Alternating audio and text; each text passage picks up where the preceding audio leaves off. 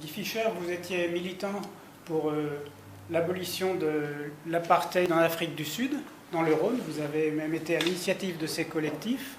Quelle comparaison vous pouvez faire entre la politique d'apartheid en Afrique du Sud à l'époque et la situation qui est faite aux Palestiniens par Israël aujourd'hui?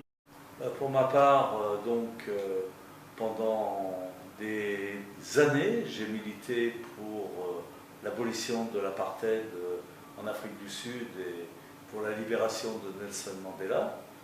J'ai eu la chance de militer aussi avec l'ANC et de vivre par 3 fois des réunions avec Mandela.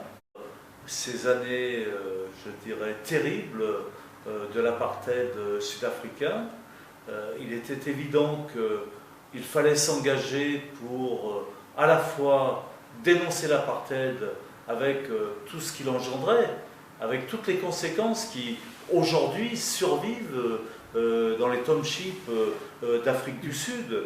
Et aujourd'hui, eh bien, j'ai l'impression de me retrouver des décennies en arrière, à savoir que à la suite de ce qui se vit tous les jours à Gaza, dans cet État palestinien qui n'est pas reconnu officiellement par les Israéliens, eh bien, il y a tous les jours une remise en cause par les Israéliens des droits fondamentaux.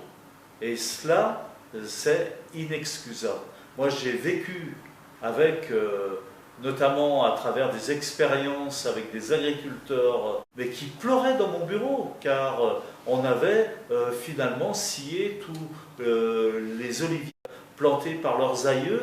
Il y avait une mainmise, notamment dans la politique de colonisation sur leurs terres, où ils étaient véritablement jetés bien, dans les bidonvilles qui existent malheureusement. Et quand on connaît la réalité dans laquelle vivent les Palestiniens aujourd'hui, eh bien, on ne peut que militer pour que ce qui a été reconnu par l'ONU mais jamais appliqué, eh bien, puisse véritablement être au cœur de nos préoccupations.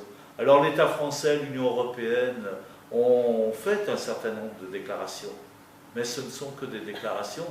De là à passer aux actes et remettre en cause l'État israélien et sa politique, eh bien, il y a finalement un précipice, mais terrible, et c'est pour cela qu'il faut que l'on continue.